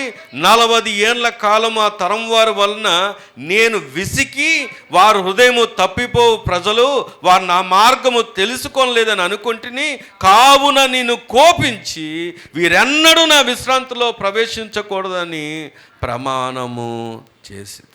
నేను మాట్లాడగనా? ఒకలారా అనలారా? ఇశ్రాయేల్ ప్రజల గురించి చెబుతున్నాడు అక్కడ, దేవుని ప్రజల గురించి. వారు బానిసత్వంలో ఉన్నారు, ఆ బానిసలుగా ఉన్నారు ఐగుప్తులో. దేవుడు పూనుకోకపోతే వాళ్ళని ఎవరు రక్షిస్తారు? వారికి నెమ్మదిని ఎవరిస్తారు? వారికి విశ్రాంతిని ఎవరిస్తారు? చెప్పండి. ఎవరు పూనుకున్నారు? దేవుడంట వారి మొరను విన్నాడంట, వారి ప్రార్థన లక్ష్య పెట్టాడంట, వారి కన్నీరు చూచాడంట, వారి మూలుగులు విన్నాడంట. అందుకే మోషేను పంపించాడంట. మోషే తర్వాత యెహోషువను నిలబెట్టాడు. వారికి ఒక నాయకుని ఉంచారు. కానీ ఇక్కడ గమనిస్తే వారంట దేవునికే విసుగు పుట్టించారంట. దేవునికే విసుగు పుట్టించడం వల్ల జరిగింది ఏంటో తెలుసా? దేవుడు కోపించాడంట. 40 సంవత్సరాలు తెలుసుకుంటారు నా ప్రేమ, నా వాత్సల్యత అని. వినాలి 40 సంవత్సరాలు నా ప్రేమను, నా వాత్సల్యతను తెలుసుకుంటారని అనుకున్నాడు దేవుడు. కానీ వారు విన్నారా? విసిగిపోయారు. నేను ఒక మాట అడగనా? వారు విసిగిపోవడానికి, దేవుడు విసిగిపోవడానికి కారణం ఏంటి అంటే వారి యొక్క అవిశ్వాసం, వారి యొక్క అజ్ఞానం. ఈరోజు చాలామంది దేవుడు ఎవరో తెలుసు, చాలామందికి రాబోతున్న ఉపద్రవం ఏంటో తెలుసు, చాలామందికి దేవుడిని మన కొరకు ఉంచిన ఆశీర్వాదం ఏంటో తెలుసు. పరలోకం అనే ఆశీర్వాదం ఉందని, ఈ భూమి మీద మనకు ఆశీర్వాదం ఉందని తెలుసు. కానీ తెలిసి కూడా చాలామంది దేవునికి ఏం చేస్తున్నారో తెలుసా? విసుగు, కోపం. ఎలాగా? మన ప్రవర్తన ద్వారా, మన మాటల ద్వారా, మన క్రియల ద్వారా. కొంతమందికి వారి నోట వారి గురించినటువంటి, వారి కుటుంబాన్ని గురించినటువంటి విషయాల కన్నా ఇతరుల గురించి, ఇతర కుటుంబాల గురించి, ఇతర వ్యక్తుల గురించి ఎక్కువగా మాట్లాడడం అలవాటు. దేవుడు ఈ మాట ఎందుకు పదే పదే చెబుతున్నాడంటే, వీరెంతసేపు కూడా వారి గురించి దేవుడు ఏం చేశాడో, ఎలాంటి మేలునిచ్చాడో, ఏ స్థితిలోంచి తీసుకొచ్చాడో వీరెంతసేపు కూడా అది మర్చిపోతున్నారు. లేని దాని గురించి పరితప్పబడుతున్నారు. దానికి వచ్చిన నష్టం ఏంటో తెలుసా? దేవుడు ఆ బానిసత్వంలో అయితే విడిపించాడు, 40 సంవత్సరాలు తాను ఏంటో తెలియజేశాడు. అయినప్పటికీ వీరు వాగ్దాన దేశంలోకి అడుగు పెట్టలేదు. వారు వాగ్దాన దేశంలోకి అడుగు పెట్టలేదు. ఎవరైనా బాధపడి ఉంటారు వారు వాగ్దాన దేశంలోకి అడుగు పెట్టలేదు అని అంటే అది ఎవరో తెలుసా? అది దేవుడు మాత్రమే. దేవుని స్తోత్రం కలుగును గాక. ఎందుకో తెలుసా? ఆయన పూనుకుంటే కదా వారు బానిసత్వం నుంచి విడిపించబడ్డారు. ఈరోజు ఇదే మాట మన దాకా వస్తే, దేవుడు పూనుకోకపోతే, దేవుడు తనను తాను తెలియజేసుకోకపోతే, దేవుడు మన దాకా రాకపోతే, ఒక వ్యక్తిని నియమించుకోకపోతే, ఒక అక్కనో అమ్మనో అన్ననో తమ్ముడినో చెల్లినో, లేకపోతే ఒక సహోదరునో, ఒక ఇంటి వారినో, పక్కింటి వారినో, లేదా ఒక సేవకున్నో దేవుడు ఎందుకు వినియోగించుకున్నాడు అంటే, నువ్వు ప్రభు యొక్క ఉన్నతమైనటువంటి కృపలో ఉంటావని, నువ్వు ప్రభు యొక్క ఉన్నతమైన ఆశీర్వాదంలో ఉంటావని, ఆయన ఇవ్వబోతున్నటువంటి దీవెనలో నువ్వు ఉంటావని. ఆ దీవెనలో ఉండడానికి దేవుడు నీకు అవకాశాన్ని ఇస్తే, విసుగు పుట్టించే వ్యక్తిగా ఉన్నావా? సమయాన్ని దొంగిలించే వ్యక్తిగా ఉన్నావా? సమయము దొంగిలిస్తూ సద్వినియోగం చేసుకోలేని వ్యక్తిగా ఉన్నావా? ఇదిగో గుర్తుపెట్టుకో, వాగ్దాన దేశంలోకి అడుగు పెట్టలేదు వారు. మనం అలాగ ఉండడానికి వీల్లేదు. మన కొరకు దేవుడు తన ఆశీర్వాదాన్ని ఉంచాడు. దేవుని స్తోత్రం కలుగునుగాక. కాబట్టి నువ్వేం చేయాలి అంటే, 1 దేవుని స్వరాన్ని నువ్వు వినాలి. 2 నువ్వు ఏం చేయాలి అంటే, ఆయన పాదాల దగ్గర నువ్వు మోకరించాలి. 3వది ఏంటో చూడండి. అదే కీర్తనలో 32వ కీర్తన మనం గమనించినప్పుడు, 32వ కీర్తన 5వ అధ్యాయం. నా దోషమును కప్పుకొనక నీ ఎదుట నా పాపమును ఒప్పుకొంటిని, యెహోవా సన్నిధిని నా అతిక్రమములు ఒప్పుకొందును అనుకొంటిని, నీవు నా పాప దోషమును పరిహరించి ఉన్నావు. 6వ వచనం. కావున నీ దర్శన కాలమందు భక్తి గల వారందరూ నిన్ను ప్రార్థన చేయును, విస్తార జల ప్రవాహములు పొరలి వచ్చినను నిశ్చయముగా అవి వారి మీదకి రావు. దేవుని స్తోత్రం చెప్దామా? ఇదను మనం చేయాల్సింది ఏంటో తెలుసా? మన దోషాలని కప్పుకొనక ఏం చేయాలి? ఒప్పుకోవాలి. ఒప్పుకొని ఏం చేయాలి? విడిచిపెట్టాలి. నీకు తెలుసు నువ్వు ఎలాగున్నావో, నీకు తెలుసు ఎక్కడ నువ్వు బలహీనులువో, నీకు తెలుసు నువ్వు సమయాన్ని ఎక్కడ దొంగిలిస్తున్నావో. నువ్వు దోషాన్ని కప్పుకొనక ఒప్పుకొని ఏం చేయాలి? విడిచిపెట్టాలి. నీ రహస్యం దేవునికి తెలుసు, మన రహస్యాలు దేవునికి తెలుసు. దాన్ని కప్పుకోవద్దు. ఏం చేయాలి? ఒప్పుకోవాలి. ఏం చేయాలి? విడిచిపెట్టాలి. విడిచిపెడితే ఏం లాభం ఉంది అంటే, అక్కడ అంటాడు, ఏమంటున్నాడో తెలుసా? ఆయన నిన్ను ఏం చేస్తాడో తెలుసా? క్షమిస్తాడు. అక్కడ అంటున్నాడు కదా, నీవు నా పాప దోషమును పరిహరించున్నావు. ఆయన క్షమించే దేవుడు కనుకే ప్రభువైన యేసుక్రీస్తు వారు ఈ లోకానికి మన అందరి కొరకు వచ్చాడు. దేవుని స్తోత్రం కలుగును గాక. తండ్రి, వీరు ఏం చేయుచున్నారో వీరు ఎరగరని ఆయన సిలువలో పలికి మన అందరి పాపముల కొరకు ఆయన శిక్షను అనుభవించాడు. ఈరోజు ఆ సత్యం నీకు తెలుసా? ఆ సత్యాన్ని ఎరిగే ఉన్నావా? ఆ సత్యాన్ని ఎరిగి నువ్వు ఆ సత్యాను ప్రకారంగా నువ్వు బ్రతుకుతున్నావా? ఆయన నీ కొరకు శిక్షించబడ్డాడు, నీ కొరకు మరణించాడు, నీ కొరకు ఆయన మరణాన్ని భరించాడు, జయించాడు అనే సంగతి నీకు తెలుసా? అందుకే ఆయన శరీరం, ఆయన రక్తం దేని కొరకు అంటే అదేమి ఆచారం కాదు మనకు. ఎందుకంటే బయట వ్యక్తులు అంటూ ఉంటారు, ఏమంటూ ఉంటారంటే, ఏమండి మా ప్రసాదాలు మీరైతే తీసుకోరు కానీ, సంతోష్ వింటున్నావా, మీ ప్రసాదాలు అయితే నేను తీసుకోవాలా అంటారు. మీరు ఎప్పుడైనా తెలియాల్సిన మీకు సత్యం ఏంటంటే, మనము సెలబ్రేట్ చేసుకునేటటువంటి కేకులు ఇవి మాత్రం బయట పంచుతాం. మనం ప్రసాదాలు కాదు పంచేది. మనకు ఏదైనా విలువైంది, పరిశుద్ధమైంది, మనం అనుకునేటటువంటి ఒక ప్రసాదం ఏదైనా ఉంది అంటే అదేంటో తెలుసా? ఆయన శరీరము, ఆయన రక్తం. దీన్ని ఎప్పుడైనా ఎవరికైనా ఇచ్చామా? సంఘంలో ఉన్న వ్యక్తులకే ఇవ్వం. ఎందుకు ఇవ్వమంటే అది పరిశుద్ధమైంది. దేవుని యొక్క మరణ పునరుద్ధానాల్ని జ్ఞాపకం చేసుకోవడానికి దేవుడు ఆయన ఇచ్చినటువంటి వాగ్దానం ఒక దినం నెరవేర్చబడబోతుంది, ప్రభు రాబోతున్నాడన్న ఆ యొక్క సత్యమును గుర్తించడానికి, గ్రహించడానికి దేవుడు మనకిచ్చినటువంటి గొప్ప భాగ్యం. అది అందరికీ పంచుతామా? సంఘంలో ఉన్న వ్యక్తులే చాలామంది ఇంకా పొందట్లేదు. కారణం ఏంటో తెలుసా? ఇంకా సత్యానికి మీరు దూరంగా ఉన్నారు. నాకున్న అతి పెద్ద భయం, అతి పెద్ద బాధ ఏదైనా ఉందంటే, పిల్లలైనటువంటి వారు పెద్ద పెద్ద స్థానాల్లో ఉండాలని కాదు. ఎందుకంటే వారు ఉండాలి, కానీ దానికంటే మించింది ఏంటో తెలుసా? రక్షణలో ఉండాలి. దేవుని స్తోత్రం కలుగును గాక. ఎందుకంటే తెలుసా? నువ్వు ఫారిన్ వెళ్ళు, లేకపోతే అక్కడికి వెళ్ళు, ఇక్కడికి వెళ్ళు, ఏదైనా చెయ్యి, కానీ రక్షణ లేకపోతే ప్రయోజనము లేదు. అతి విలువైంది ఏదైనా ఉంది అంటే నీ ఆత్మరక్షణే.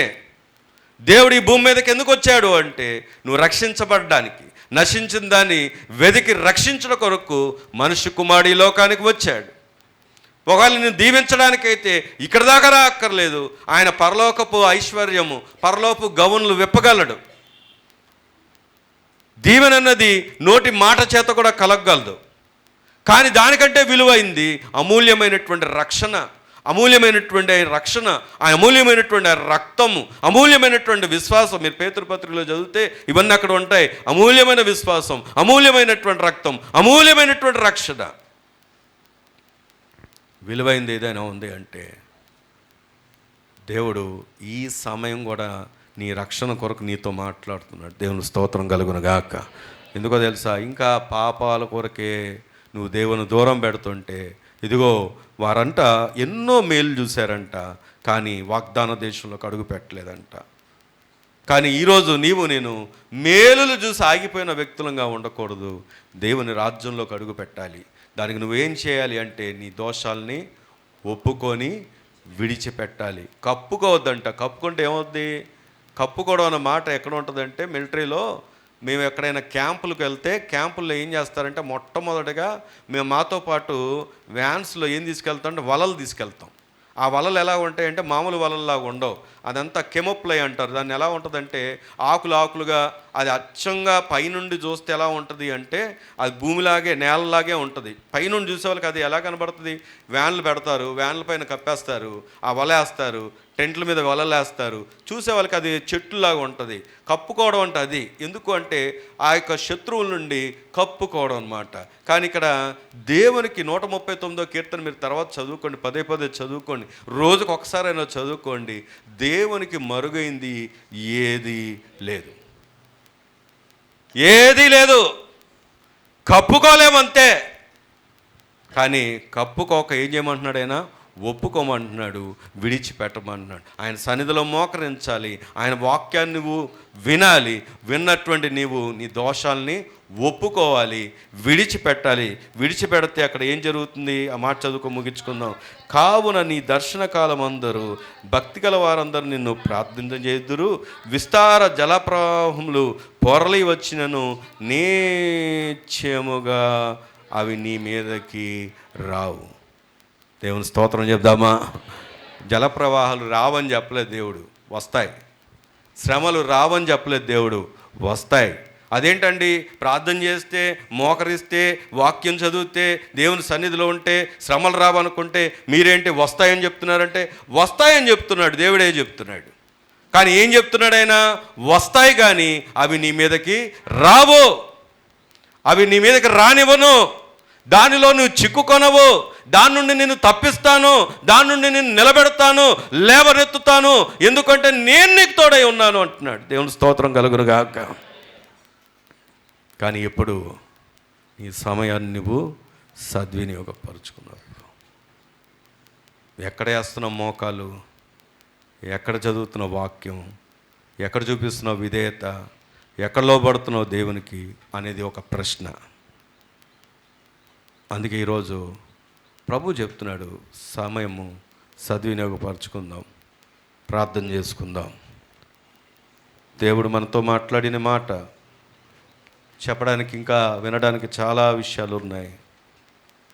కానీ ఈరోజు నీ సమయము కౌంట్ చేయబడుతుందన్న సంగతి నీకు తెలుసా? Every single second is valuable before God. ప్రతి సెకండ్ కూడా విలువైంది.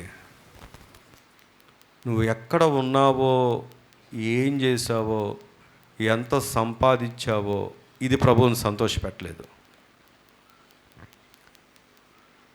దేవుడిచ్చిన ఈ సమయం ప్రభు కొరకు ఎంత ప్రాధాన్యతనిచ్చావు, ఎంత వినియోగించావు, ఎంతగా ఉపయోగించుకున్నావు, దాన్నే దేవుడు లక్ష్య పెడుతున్నాడు.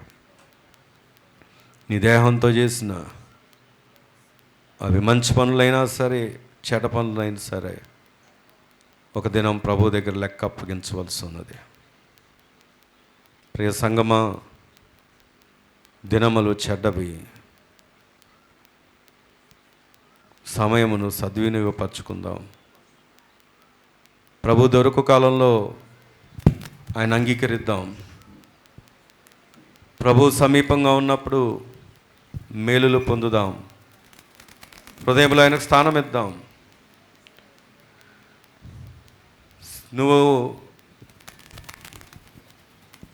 ఇదే సమయమునికి దేవుడు నీతో మాట్లాడుతున్నా నిర్లక్ష్యపడుతున్నావేమో. నీ హృదయాన్ని కఠినపరచుకోవద్దు. అలనాడు కఠినపరుచుకున్న వారు వాగ్దాన దేశంలో అడుగు పెట్టలేకపోయారు. కఠినపరచుకోక ఆయన ఎదుట నమస్కరించి మోకాళ్ళుని వాక్యమును విని దాన్ని గ్రహించి దోషాలను ఒప్పుకొని దాన్ని విడిచిపెట్టి ఆయన దర్శనకాలమందు సంతోషించే కృపలో మనం అందరం నిలిచి ఉందాం. ప్రార్థన చేసుకుందాం. ప్రభువా, మీకు వందనాలు, స్తోత్రాలు చెల్లిస్తున్నాం. అద్భుత దేవుడు నాయన, మా జీవితాన్ని బావుగా ఎరిగిన దేవుడు. మా తలంపులు, మా ఆలోచనలు, మా ఉనికి, మేము కూర్చుండుట, పండుకొనుట, లేచుట, మా అంతర్యం నాయన, మా రహస్యపు బ్రతుకు నాది నాయన బావుగా ఎరిగిన దేవుడు. ఆయన ఉదయకాలం మీద ఆశ నిలవబెట్టి అయ్యా నీది ఎదుట మోకరించేవారుగా, సాగలపడేవారుగా, నీ మాట వినేవారుగా నాయన నా తండ్రి మా బలహీనతలను ఎరిగి ఒప్పుకొని విడిచిపెట్టి క్షేమాన్ని పొందేవారుగా, నీ రాజ్యంలో నిలిచేవారుగా ఉండాలని నాయన నువ్వు ఆశిస్తూ మరొకసారి మరొక దినాన్ని నాయన మాకు ఇచ్చారు. నాకు ఇచ్చావు తండ్రి, నీకు వందన. సమయం ఎంతో వృధాపరిచాం. జీవితాలు ఎన్నో నాయన బలహీనపరుచుకున్నాం. మాటలు, చూపు, నడక, ప్రవర్తన దేవానికి వందనాలు. హృదయాలు కఠినపరుచుకుని నాయన నీకు వ్యతిరేకంగా దూరంగా మాట వినని స్వభావంతో, లోబడని స్వభావంతో, నాయన ఒప్పుకోని స్వభావంతో, విడిచిపెట్టని స్వభావంతో మా దినములు ఎల్లబుచ్చుతూ నాయన పైకి భక్తి గలవారుగా ఉండి ఆ శక్తిని నాయన జీవం లేని వారమై మృతులమై ఉన్నామని నీ లేఖన సత్యాలు నాయన మా ముందుకు వస్తుండగా తండ్రి, లేఖనాన్ని అడ్డగించే మనసు మమ్మల్ని నాలో ఉంటుండగా మరొకసారి నా దేవా నీ దాసుని దైవజనులు నిలవబెట్టి మాట్లాడారు తండ్రి, నీకు వందనాలు. దయతో కనికరించు. నువ్వు కనికరించకపోతే, నువ్వు కృప చూపకపోతే మేము నిలవలేము తండ్రి. అయ్యా సంఘం నీది, బిడ్డలు నీవారు. నీ స్వరక్తం ఇచ్చి సంపాదించవు తండ్రి. కనికరించు నాయన, కటాక్షించు, కృప చూపు. భేదాభిప్రాయాలు, గలిబిలి కలవరాలు, అభ్యంతరాలు నాయన, నాట వినని స్వభావం నాయన, పిల్లలు, యవనులు, వృద్ధులు, బారులు, చంటి బిడలు పురుషులు స్త్రీలు నాయన, భర్తల్లో భార్యలు నాయన, నాలో మాలో నాయన, ఇంకా ఏదైతే నాయన దాగబడి ఉందో ప్రభా ఒప్పుకునేవారంగా, విడిచిపెట్టేవారంగా, ఇక దాని మా ఆయన మా జీవితంలో నాయన కనపడకుండా ఉండినట్లుగా నీ కృప దయచేయండి అయ్యా. ఎవరికి హాని కలిగించాము, ఎవరికి కీడు కలిగించాము, ఎవరికి యాతన కలిగించాము, ఎవరి జీవితాలు నాయన ఏ రీతిగా పాడు చేశామో ప్రతి వారు గుర్తించేవారుగా నాయన నాయన నాయన తండ్రి గుర్తించిన ఆయన వారి కొరకు విజ్ఞాపన చేసి మొరపెట్టి కన్నీరు కార్చి ప్రలాపించే కృపను దయచి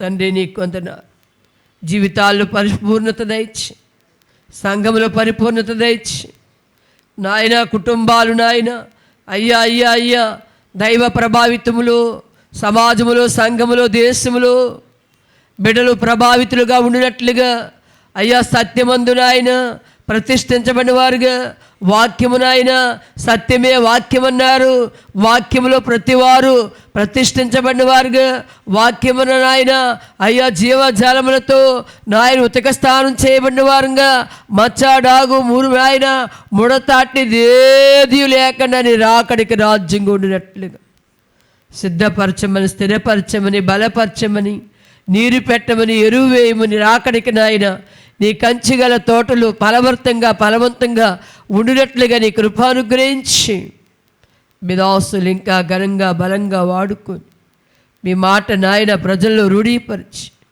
కూడి వచ్చిన బిడ్డలందరినీ ప్రత్యేకంగా దీవించి నాయన, తల్లులు ఉన్నారు నాయన నాయన, భర్తలున్నారో లేరు, భర్తలున్నారు, భార్యలు ఉన్నారో లేరు, ఒకవేళ తల్లిదండ్రులుంటే బిడ్డలు ఉన్నారో లేరు, అది కాదు నాయన, అది కాదు నాయన, కుటుంబ మందిరంలో ఉండినట్లుగా ఏదిగో నాయన మంచి తల్లులుగా, మంచి తండ్రులుగా బిడ్డలు నాయన సంఘానికి నాయన, సమాజానికి నాయన, దేశానికి నాయన ప్రతిబింబింప చేసే తల్లిదండ్రులుగా ప్రతి తల్లి తండ్రి ఉండినట్లుగా, ప్రతి కుటుంబం ఉండినట్లుగా నీ కృప దయచేయి దేవా.